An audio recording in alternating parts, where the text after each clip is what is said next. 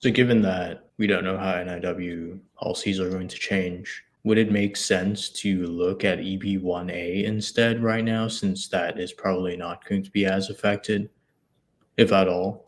Because that's what people are doing right now. They're looking at EB-1A instead. I don't recommend this for most people. I think people should have a general awareness of EB-1A, but most people who were looking at NIW before aren't going to have a good EB-1A case, at least not within the next few years. EB-1A is a much higher standard.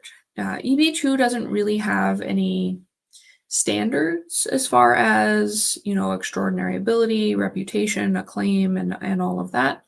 EB-2 is more about showing how you benefit the US.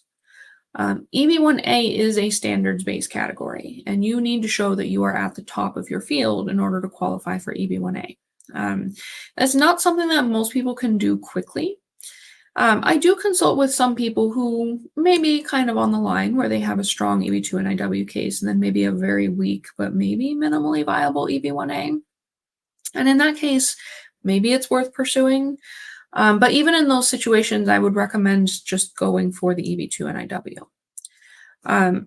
For those of you, though, who are in the situation where you have a tenuous EB-2 NIW case, it's like the attorneys that you've talked to have been hesitant to even have you file that. If you are now looking at EB-1A, just know that it's a much higher standard. And so most people are just not in any kind of position to put that as an immediate plan.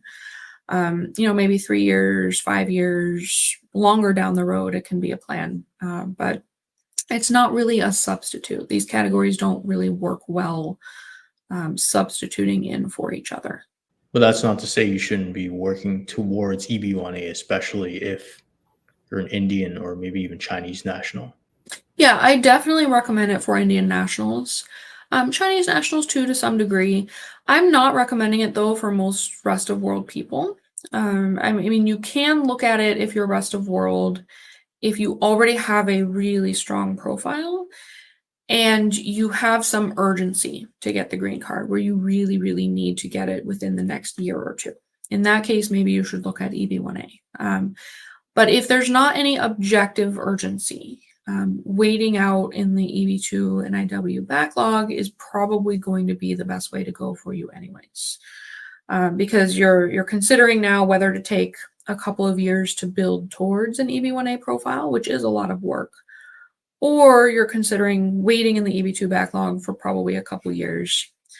The time savings, you might save a year or two, but it's not going to be super significant, especially as compared to India or China. So India or China nationals, Chinese nationals might save several years, so it can be worth it. Indian nationals will save decades, so it's definitely worth it.